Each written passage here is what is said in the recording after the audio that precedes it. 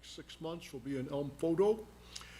And I'm thinking at Christmas time, we probably are going to take part of our Christmas offering and designate it to help them with that renovation project. I know in the first half of this week, they had at least 3 women call who were abortion-minded, and so we need to be praying for that. But it's good to have the Godparent Home with us tonight. And we just really appreciate you folks as well, and Barbara, the new house mom, Nicole, and Michelle, whatever, whatever, I narrowed it down to something. It was better than hey you, all the way from the West Coast, but that's what an answer to prayer looks like. And so that's just really cool. And so we're looking forward to a report tonight as we move into hopefully a post-COVID world. So folks, welcome. Barbara, come on up. Let us know what's going on.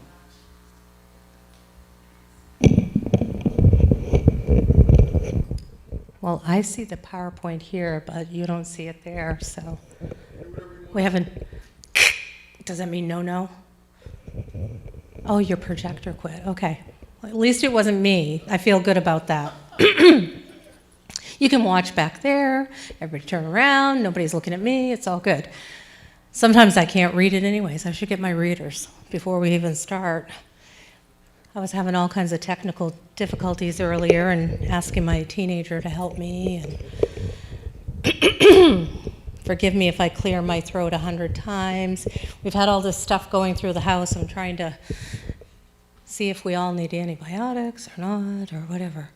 So, well, thank you for having us. It's always good to come down here. We missed that one COVID year, right? And last year it was such a thrill to come here because it was our first place post-COVID to come back and just start sharing the ministry again. And tonight, it's funny, I said we have no little babies with us tonight. We have a super full home. Both homes are super full. We are serving currently between the 2 homes. I think our total is, wait, I got to think about this, 16 and 5. Wait, no, I got to count in my head. Hold on. 4 and 3, 7, 8, 9 and 16, 25. We're serving 25 people in 2 homes. So we are super full.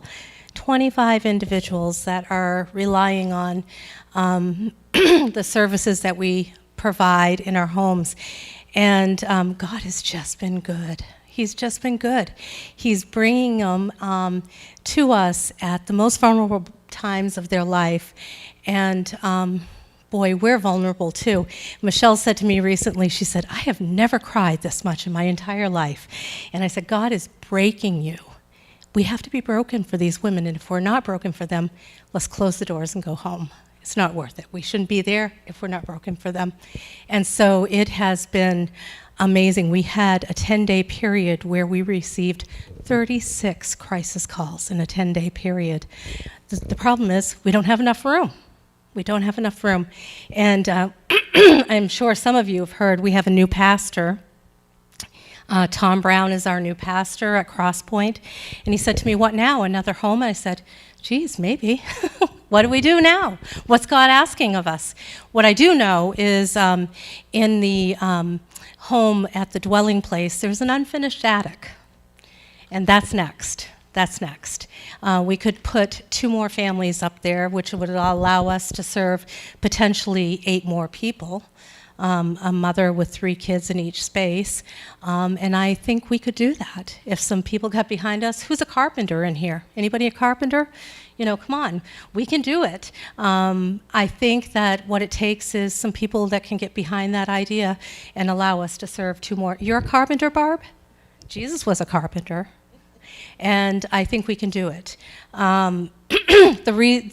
The calls, the referrals don't stop. What we are seeing is, since the pandemic is a tremendous amount of women who are coming to us because of domestic violence. That has been the #1 reason that we're getting calls. I think the calls that are being referred to us are through public agencies that deal with women for domestic violence. Friday we thought was going to be a nice light day. I had a doctor's appointment. I got a call on the way there, a young woman crying, very upset, and she said, I'm with the police. I called the domestic violence place, and they said, we can't help you, call the Godparent Home. And I said to her, I will get someone to meet you. I called Michelle, go to the courthouse, get there with this young woman. Here's the interesting thing.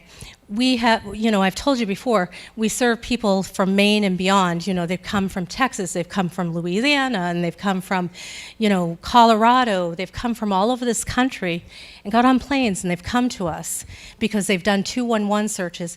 But here's the interesting thing that's happened this year. I got a call from First Step, and they said, please come right now. We have a woman here who is not from this country, and she thinks she has to have an abortion because she's in a domestic violence situation. She doesn't know how she's going to do it. She's a nurse that's here under contract. She's got 3 kids. She's being beaten. She's going through horrendous things. And she's from Ghana, Africa. And she doesn't know how she's going to handle this. And we've tried to talk to her about keeping her baby, but she just doesn't know how to do it. Donna, the other house mom, and I dropped everything. We were in the middle of a radio show. Over we went. And I said, we will take care of you. We will take care of your children at night while you work. We will do whatever we need to do. And we counseled her for life, and she chose life. So we have 4 people from Ghana, Africa, living in one of our shelters. So Friday, this young woman who I could barely, thank you. Am I going to drive you crazy? No. Well, I'm sorry if I do. Technology is on, I believe. Oh, well, you want me to get back on target? So Friday, I said to Michelle, please, I'm going to have the police take this young woman and take her to the courthouse. And you meet her over to the courthouse. And I was, having some difficulty understanding everything through her sobbing, but I knew, clearly that she had a Asian accent. And I said to her, where are you from? She said, I'm from Guangdong in China. She is not an American citizen, and God sent her to us from China. Okay, forget that they're coming from Texas and Colorado, but now here's a young woman from China with nowhere to turn. And we dropped everything. The world changed immediately on Friday, and she and her little daughter came. And what a tragic, tragic story of domestic violence. And I said to her, now we're a faith-based organization, and I don't know what you know about God. She says, I know nothing. And I said, here's what I know. He loves you, and he sent you to us today. And I said, he created you. And she cried.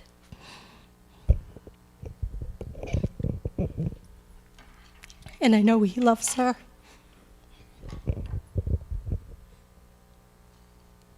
Okay, you guys always make me cry. Why do you do that?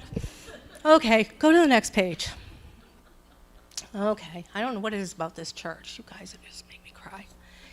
This is our family from Africa right here. Mom is going to have a baby in January, and these are her 3 little ones. And that life was spared because of your support. So who are we serving? The pregnant, the homeless, families in crisis, domestic abuse, substance abuse disorder, women coming out of incarceration, sex trafficking, crazy amount of sex trafficking. But I just look at those faces right there, and I'm just like the smile, and what a great time. I'll tell you, they came to us in June, and they came, anybody ever been to Ghana or Africa? Okay, you've been to Africa? Oh, anyways, you've been to Africa. So they came, and they happened to come the day before we took all the families in the home. We do every summer, we do a trip to Old Orchard Beach. And we always say, I'm never doing that again, it's too much work. And these children had never been swimming in their life. What a way to see God's creation through the eyes of someone who'd never seen water like that. And it was cold that day, and those kids would not get out of that water. And I mean, truly, they were just blown away to see the vastness of the ocean. Made me appreciate God's creation in a different way. And every time we put those kids near the water, they're all into the water. They'd never been swimming, never seen an ocean, never seen a pond, never seen, any of those things. So it's been a great summer just letting them experience God's creation here in Maine. Next screen. Many of our women have a real lack of natural supports. This young lady from China said, "I know no one in America." She literally has not been allowed to have any money in her pocket for 2 years. No one to call, nowhere to go. And she had to wait 2 days to escape the house to call us.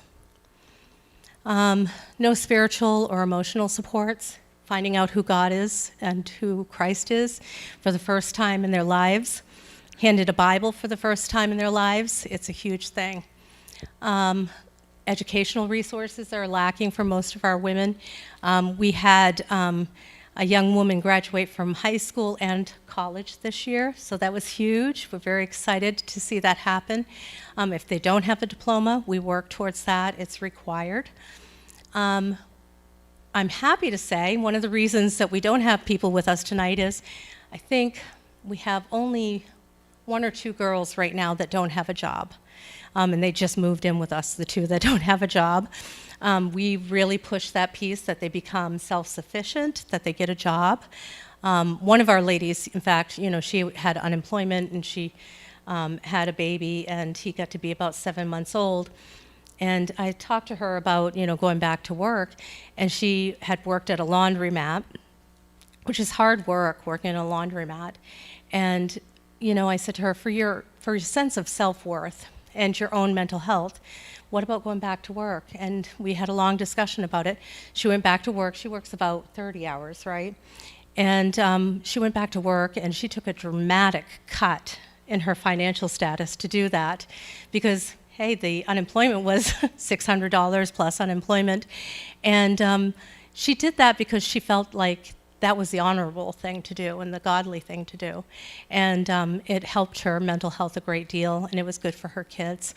And so we really talked to them about what is the honorable thing to do, what is the right thing to do. And so she went back to work and gave up her unemployment so that she could really help herself and her family along. And the other exciting thing is many of our women that we have right now, they've been saving. I think we have only a couple of them that don't have vehicles right now. They've saved, they got cars. They've worked towards that goal so that when they do go out on their own, they'll be able to transport themselves. And a lot of them have a lack of just basic nutritional needs, those sort of things. So we help them figure out how do they meet those needs. And then the next picture. And so these are some of the things that we really focus on with them, how to get these needs met. How do they, we do a lot of parenting education and peer mentoring, case management, and all of these services are provided to them out of our program, but through us, so that we don't do any billing to Maine Care or anything like that, so we stay outside of any government funding. One of the interesting things that happened this last year, there was a bill before the legislature, and it had to do with about women's shelters in particular, about transgendered individuals wanting to stay in women's shelters. Anybody hear about that? Yeah, okay. Some people may have not, might have not been on your radar. And so Carol Conley and I had a lot of discussion about it, and he said, okay, so how's this going to impact you? And I said, not going to impact me. He said, well, it's going to impact everybody else. And he says, why is it not going to impact you? And I said, because I don't take any of the government's money. So I can say, no, you can't come into my shelter. You're not biologically a woman. But unfortunately, even other Christian shelters, a few that exist in the state, they bill Maine Care for some of their services. So it was going to impact them. So we are the only shelter that can say no to male-oriented, transgendered people going into female shelters. And it's really, we are fortunate for churches like yours and individuals like you that support us. We are going to honor God all the way. I promise you, we will not take government money. Not going to do it. I will close the door before we do that. I believe God will provide what we need so we can stay true to who we are and honor God in that. Because we are going to be pro-life, we're going to be pro-Christ. In the last month, we counseled 2 women for life that chose life for their babies. I also worked with an elderly woman who thought she was going to choose the right to die. And I was contacted and went and met with her and counseled her for life, and she chose to live to natural death. And so we are out there working with people all the time. We're not just about babies, we also counsel people for natural death too. And we've done that multiple times with people who are at the end of their life as well. So we are out there really advocating for life. So these are some of the things that we work on. So we work on that grief and loss piece too. Next slide. So this is our Godparent Home. If you're ever up in Bangor and you want to come visit it, this home contains several of our programs. The bottom floor that you see at the back is a 3-bedroom apartment, and the middle of it is kind of the day-to-day living area, as well as a 2-bedroom kind of efficiency space. But where the girls hang out during the day is the big windows on the 2nd floor there. And then up where you can see the air conditioner above the porch is 4 bedrooms. And then the tiny window at the top, that's where we stick Mimi and we lock her in so she doesn't escape. I've got to tell you, what a blessing. Those of you that probably get our newsletter or hear our newsletter, and I told you last year we were just praying and praying and praying that God would find us the right person to come and minister to our ladies. And we did a nationwide search, and we had to go all the way to Washington State to bring this woman to come to minister to these girls. And she's going to share a little bit about how God prepared her for that and how she tried to pull a Jonah, but he brought her anyways. And so I'm so thankful to have her serving with us, and what a great team we have. So that is our Godparent Home, and as you all know, this made no sense to buy this home when we did, and it took us only 15 months by faith to pay this home off, and God just answered prayers.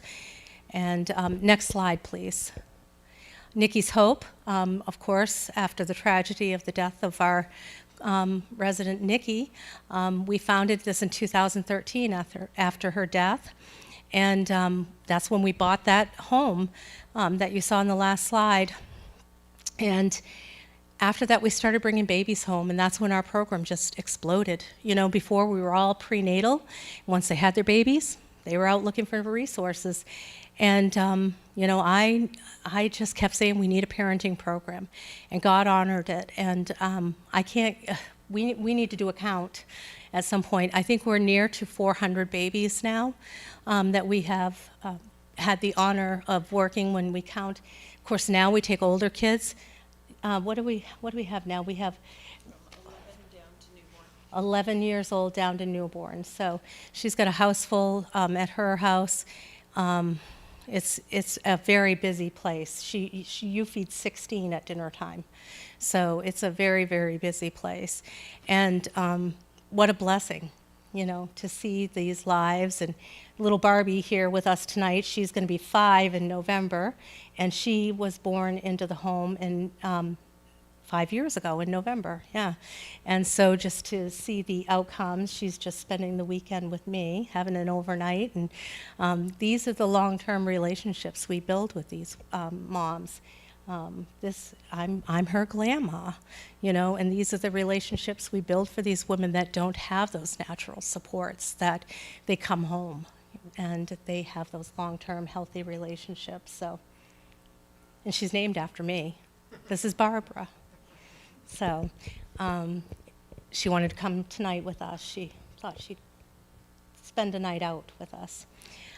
And so then the next program is Fouries Loft, and I think I shared this with you when I was here last time.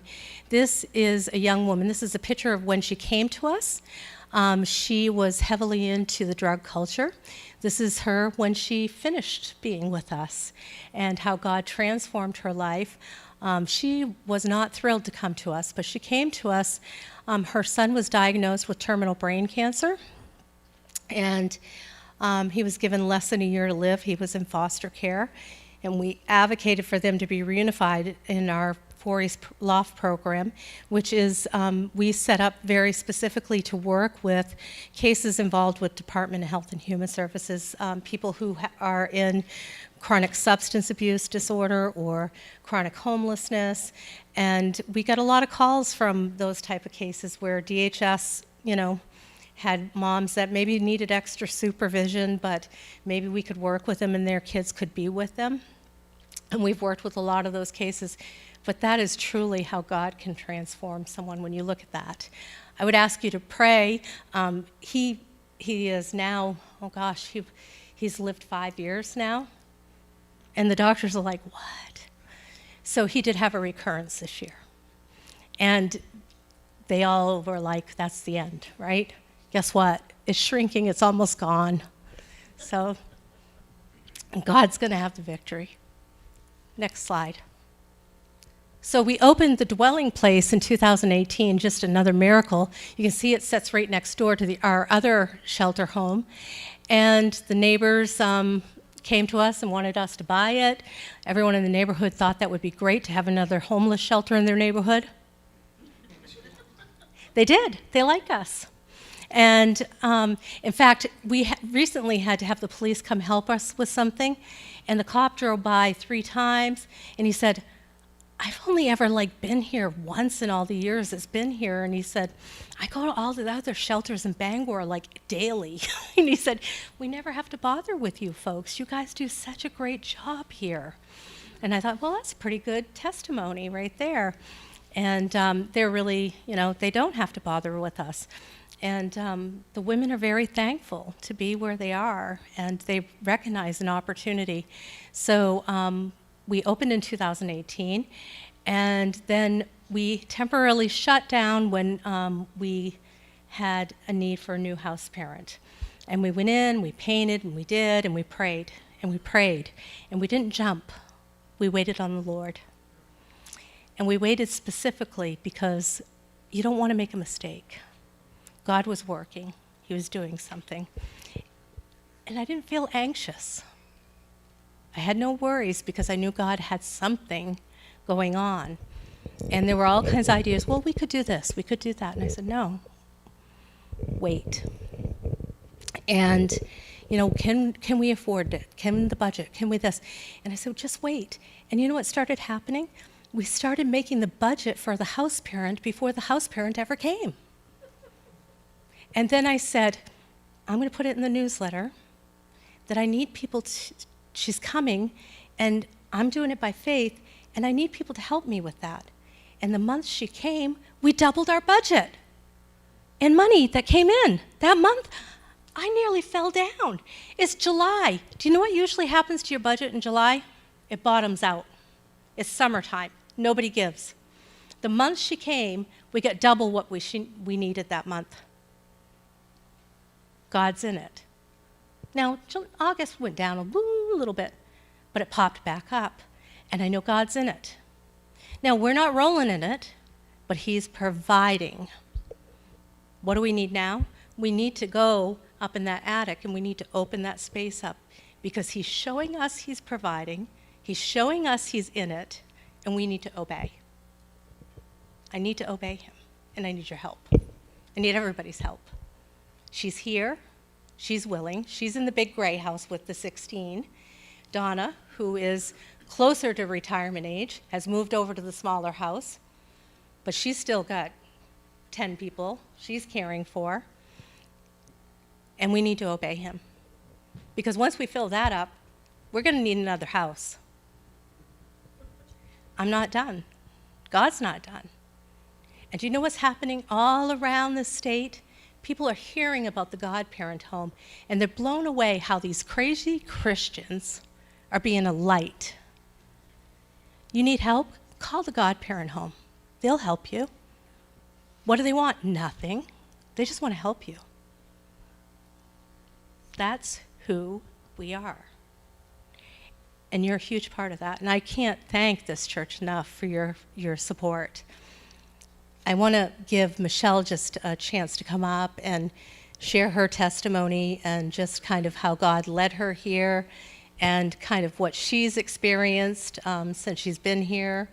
And I know you all prayed with us to bring her here. I know she's heard this 100 times. We've been praying for you. And I'm sure she must think, wow, they talked about me over and over. But God wouldn't let her go. So, Michelle, if you'd come and share. Hello. So, I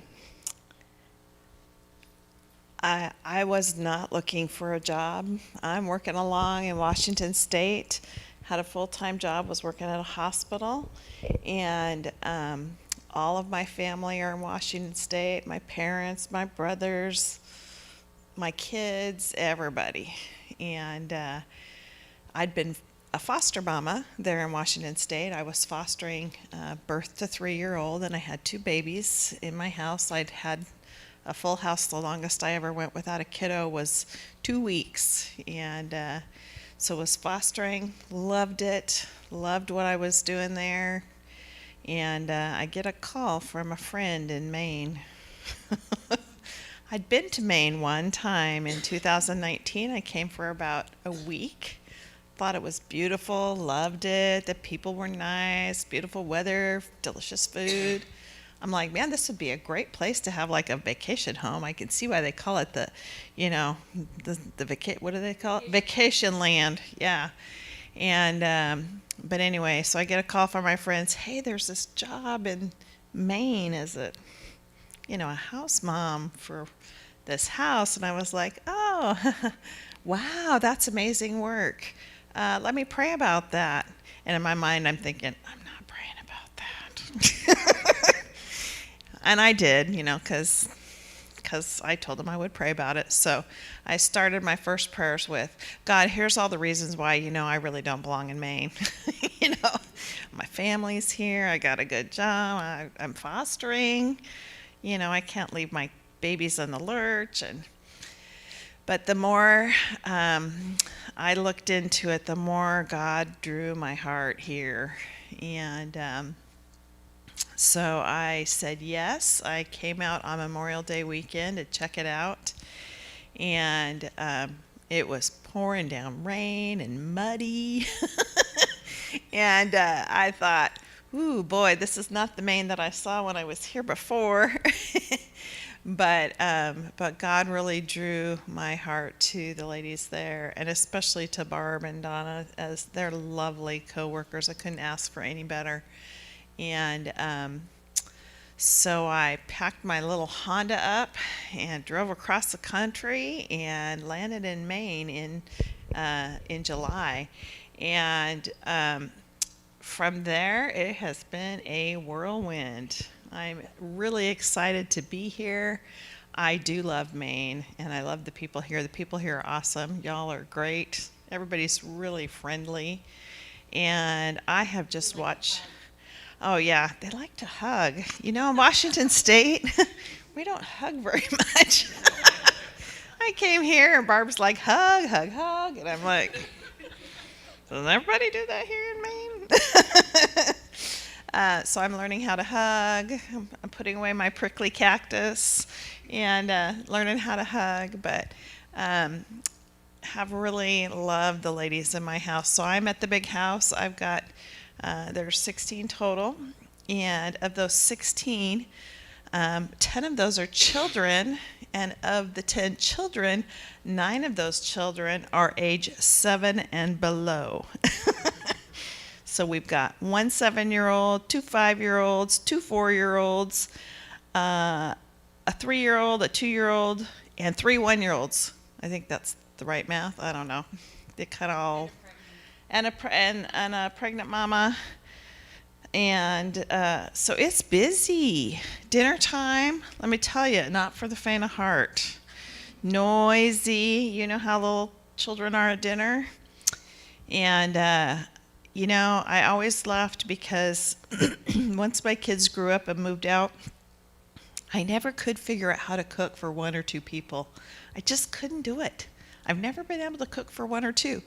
So here I am, busting out all my old recipes, cooking for this big heap of mamas and kids, and we sit down family style at dinner every night, and it's a big, noisy, messy affair.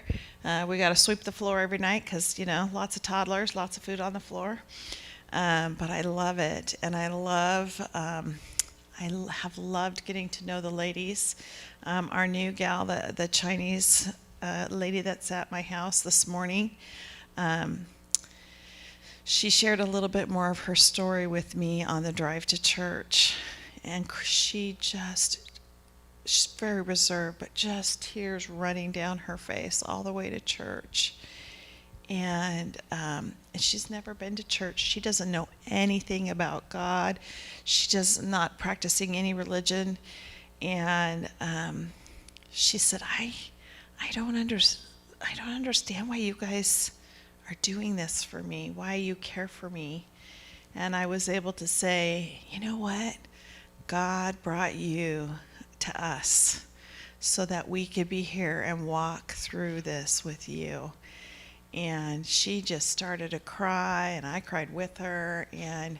But this is what God is doing. He is taking these young women, He is bringing them to safety. In my house, of all the women there, all of them are coming out of domestic violence, except for one. They're broken. They're traumatized. Their babies are traumatized. And I've heard more than one of them say, you don't know what it means to me to have a safe place to sleep at night. My kids are safe. I'm safe. We have food to eat. We have a roof over our head. And God is providing for us. And He is. You know, I had one mom go, she was ready to deliver. She goes, I don't have a car seat. And I said, it's okay. God'll bring a car seat. It'll be okay. It wasn't. Honestly, it wasn't 10 minutes later, somebody pulled up with a brand new car seat donation. And she goes, wow, what a coincidence. And I said, that's not a coincidence. That's God answering your prayer. You needed a car seat. He brought one. And she was having a little boy, and it was even blue. It was really sweet. So it's churches like you, people like you who are sacrificially giving and making that possible so that these women can feel God's love in their lives. He can feel God's arms wrapping around them, and they are in a safe place where they can ask questions, get help, and be safe. And I'm humbled and honored to be a part of that, and so excited to be here in Maine, and excited for all that God has done and is continuing to do, as our houses are bursting at the seams, and yet God is meeting every need. And that's literally no joke. Somebody will say, I need a coat, and a coat comes in, you know, or I would really like a desk. Is there any way I could get a desk? And we get a desk. I mean, it's just our family from Ghana, the 11-year-old girl, she had never ridden a bike. And it's hard right now to get bikes. And she was like, I would really like to learn how to ride a bike. And somebody donated a brand new bike for her. And she learned to ride a bike in like 5 minutes. And then her little brothers saw her riding a bike, and they were like, we want to learn how to ride a bike. And the next week, God provided bikes for them, and they started learning how to ride bikes right away. And it's those things like that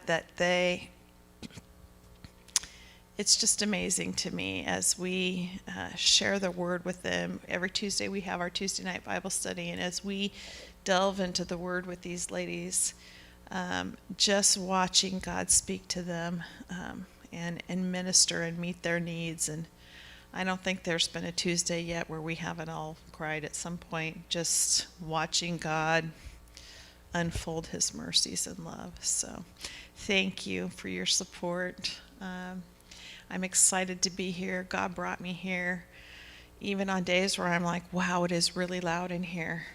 I can look around and go, I know I'm exactly where God has me. And on days when I'm homesick for my family, I do a FaceTime call and say, I miss you, but I'm right where God wants me.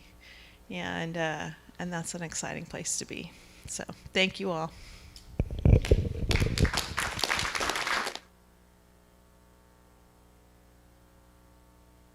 Have any questions either for Michelle or for myself? And on those days when she does that, we lock the door so she doesn't get out when she gets homesick. Any questions? Yeah. So our budget, well, believe it or not, we're caring for 26 people for around $300,000 a year. We feed 16 people for $200 a week. I pray when I go into the grocery store, Jesus, I need sales. Yeah, we're pretty frugal. My husband did a garden this year. We used a lot of stuff out of my garden. People bring stuff. On Tuesdays, there's a food bank. After everybody goes to the food bank, they bring us their leftovers. Olive Garden brings us, on Friday, I go to Olive Garden and I get their leftover frozen stuff from the week. So sometimes we have, last week was really good. Someone didn't pick up their takeout. That was really good. But yeah, so we get some soup from them. I mean, we're very, very frugal. I mean, I can't feed my family on $200 a week. So. How much of that 300,000 has been pledged, or can you? It is not pledged necessarily. We have about 20 supporting churches. So those 20 churches would be what I would consider pledged, but I don't know the dollar amount of that, honestly. It is not, we have some grants that we know will come in, or, some things like that come from specific foundations. We know, typically we know, okay, this time every year this foundation gives. We had a really cool donation. I want to tell you about this cool donation. So I had this woman from Southeast Harbor who said to me, can you send me some of your brochures? I have this gentleman that usually just summers down here, but because of the pandemic, he's been hanging out down here and staying, and he's very pro-life, and I'm not going to tell you who his name is, but blah, blah, blah. And I said, okay, sure. And she just kind of found out about us and liked what we were doing. And so I sent it to her, and then she said, I handed it off to him, so if you get this, it probably would be a pretty sizable donation, and blah, blah, blah. And I said, well, where's it coming from? And she said, well, he might have helped President Trump pick his Supreme Court justices. No kidding, right? He did. He sent us a pretty sizable donation. It was really nice. It was like $10,000, and he did. He picked all of the pro-life Supreme Court justices, and he sent us $10,000. We're just a little nobody, and he sent us $10,000. Yeah, it was really cool. The Knights of Columbus in Bangor sent us $10,000 this year as well. The Catholic Church has been very supportive of us. They used to have St. Andre's Home in Bangor that for years did like all their private Catholic adoptions and all that sort of stuff, and they closed because they started taking government money, and they closed. So back about 10 years ago or so. So the Knights of Columbus have given us some funds here and there, but it's just that God keeps supplying it. We have some interesting things that happen like that, where just suddenly you'll get something that you go, well, that was an interesting kind of, where did that come from? We have a businessman in Florida who is somebody I met through the legislature. He's a businessman down there, and I kind of helped him do some work with a recovery program here in Maine, and he's just kind of supported us at, you know, at $2,000 a month. But he's in his 90s, so, you know, I mean, it just comes in every, you know, you never know. What sort of time frame, how to set time frame for girls and ladies trying to develop this? You know, here's what we do. Because we don't bill main care, this is the gift. We build a treatment plan for each girl that looks unique. So if we look at what are their needs. So are they working on substance abuse recovery? Are they working on mental health treatment? Are they working on, you know, education? So what are their specific needs? What led to their homelessness? What led to them being unstable and in crisis? And then we build around what do they need for supports to get stable. And most times when you're dealing with someone who's that unstable, the first thing they do is try to put them in an apartment. Well, guess what happens? They're still unstable, now they're in an apartment. And guess what ends up happening? They end up homeless again. Because the apartment doesn't make them stable, because they've still got untreated mental health or substance abuse disorder or mental health or whatever it is that led to them being homeless in the first place. So we work on all the goals of, okay, if they've been in domestic abuse situations, we need to really look at helping them identify what led to that, what are the trigger signs, how do they not repeat that cycle again, so that they don't get out on their own and take back the abuser or repeat that cycle with another partnership. You know, so we look at all those pieces and we treat all that, not saying, first goal, let's get them in an apartment. No. So a lot of other public agencies will do that immediately, and they have repeat homelessness. So we build it around what are the issues that led to them coming to us. So some people, it might be very quick. It might be 6 months, they're out. Some people, it might be 18 months before they're out. And so it varies girl to girl. And because we're not billing, you know, like when I worked in public welfare, you know, I'd go, okay, well, I only have so many, you know, I can only have so many units before I have to discharge this person. Well, if you haven't met the goals, just because you have so many units doesn't mean the person's treated. So we don't do it that way. So do you ask the girls, the ladies to help support as they're working? No, what we ask them to do is start saving. Say, One thing I never want a woman to do is go, well, I got in there and then those church people started asking me for money. That's not what they're there for. They're there to be taken care of and to save money, to build credit, to take care of debt that they have, old debt. A lot of them have old debt that they never took care of.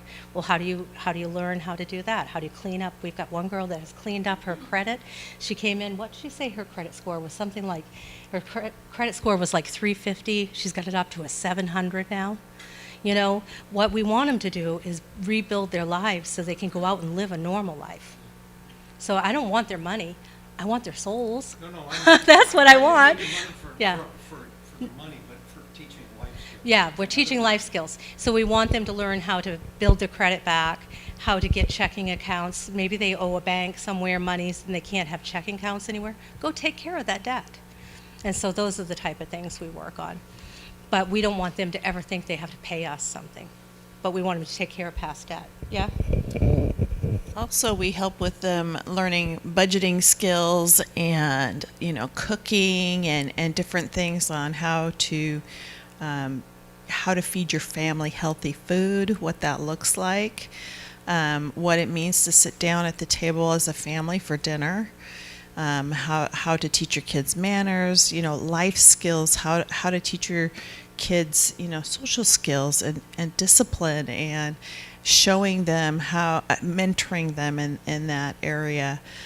Even last night, one of the moms said to me, we had some leftovers. I put them in a gallon freezer bag and I labeled them and I put them in the freezer. And she said, I noticed that when we have leftovers at dinner, that you freeze them, you put them in the freezer for later to pull out. And I said, well, yeah, that helps financially. It's being a good steward. And I said, when we're feeding this many people, we have to be, good stewards with our money. And she goes, I never thought about that, but that's a really good idea. It's things like that. If you've never had anybody to teach you that, you don't know that. So it's skills like that too, those life skills of how to make something from scratch so that it doesn't cost as much. How to fix things that are broken and take care of things so that you're not having extra expenses. So anyway, I just jumped in rudely. So, no, that's not rude, because this is the immediate gratification, at this, their whole generation is immediate gratification, right? McDonald's and all of that, and they, pop it in the microwave, and, yeah. So are your counseling services like? Well, it's a combination of things. Some of our services come in. Our case manager comes in. We are not the billable service for that, but we have a agency that we met with, and we interviewed them and said, this is what we want. Can you provide us a case manager that will come in 1 day a week and meet with our women? Here's our expectation of how, this is what we are as an agency. Here's our faith-based, initiative. Will she respect that? Will she work with us around that? Da da da da da da. And this is how we want her to behave, and this is what we want. And they said, absolutely, we'll provide you with that. And so we have her come in 1 day a week and work out of our home, but we don't pay for it. The girls' insurance pays it. So, we kind of, we are in a position where our reputation is good enough that we can kind of pick out what we want. They have Maine Care, and Maine Care pays their, And that's not considered you taking nope, going into your nope, because it doesn't go through us at all. Yep. So the girls never have to go to a counseling thing? If they chose to, they could. We do, we do some work with other agencies where we might have someone come in and do maybe a training on, maybe we'll do a training on trauma or a training on domestic abuse, or, we might have someone come in and do that. Like we had a training set up, not a training, but a Bible study set up on what does a godly man look like? How do you find godly traits in a man? And we had a man that was coming in to do that, so we might bring other people in to do other things that will kind of augment what we're doing. Yeah, we don't know everything. We can have lots of people that can help us out, but we want to make sure that we handpick who does that, that it's not going to take away from what we're doing, that it's going to add to. I work for the VA and it's just difficult. Right. We're very careful. Actually, the therapist we had for a long time, who is a Christian, went to work for the VA. We lost our best therapist ever to the VA. Yeah, she might. She is wonderful. Yeah. Anybody else have any other questions?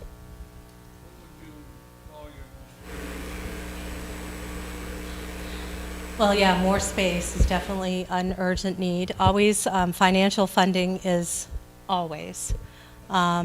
Prayer, just pray for us.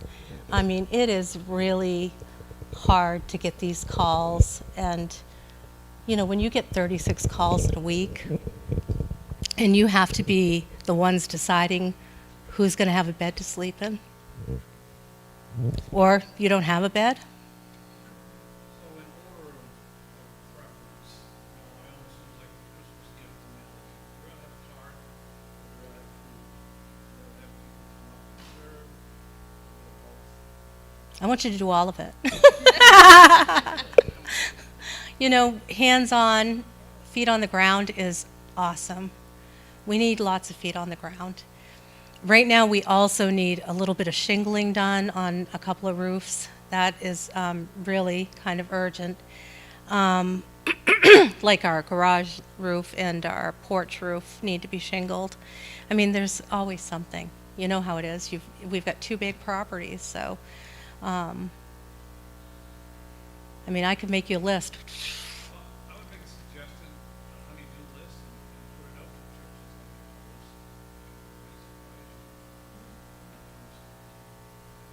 Okay, that's a great idea. Yep. It's a great idea. Thank you. Someone's got the wiggles here.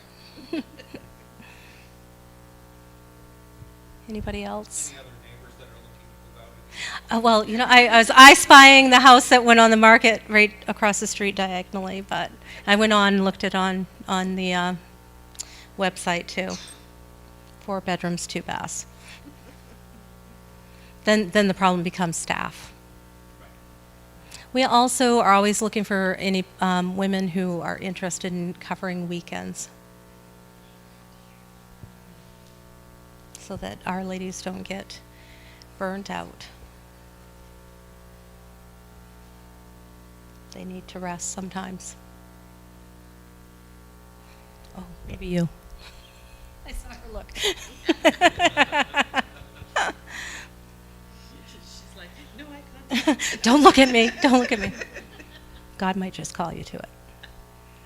I think that's all. But I just appreciate your time and listening to us and having us back each time to speak. It's always a pleasure to be here with you. Ladies, you have blessed our socks off tonight. Thank you. And we are blessed to have you advancing the kingdom in the state of Maine. And so thank-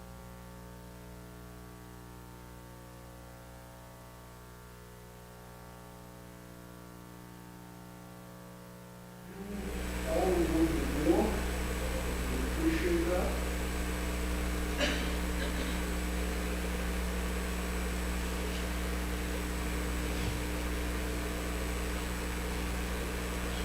Ken, would you close this in prayer, please? Dear Heavenly Father, we thank you for the opportunity to hear from the